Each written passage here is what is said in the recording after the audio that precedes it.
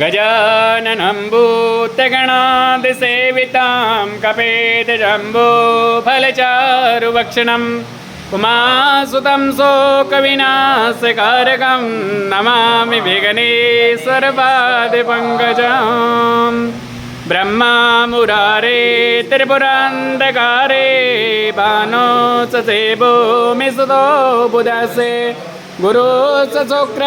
शनिराहु केतवे सर्वे ग्रहाः शान्तिकरा भवन्तु। देवी प्रपन्नाति हरे प्रसीद प्रसीद मात्र जगतो किलस्य प्रसीद विश्वेश्वरि पाय विश्वं तमेश्वरि देवी चराचरस्य रत्नैकल्पितमासनं हिमजले स्नानं च देव्यम्बरं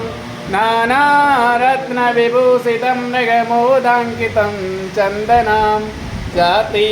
चम्पकविल्लपत्रिरचितां पुष्पं च धूपं तथा दीपां देवदयानिधि पशुपते हर्षितं कल्पितं सौवर्णे नवरत्नरचित कपूरखण्डोत्तबलं ताम्बूलं मनसा मया विरचिता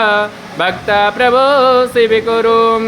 आत्मा त्वं गिरिजामति सचरा प्राणा शरीरं गृहं पूजा ते विषयोऽपि भोगरचना निद्रा समाधिस्थिति सञ्चारपदयो प्रदक्षिणस्तोत्राणि सर्वं गिरो यद्यत् कर्म करोमि तदखिलं शम्भोत्वाराधनां कर्षणकर्तं वा कायकरं जं वा स्मरणेन जं वा मानसं वा प्रादं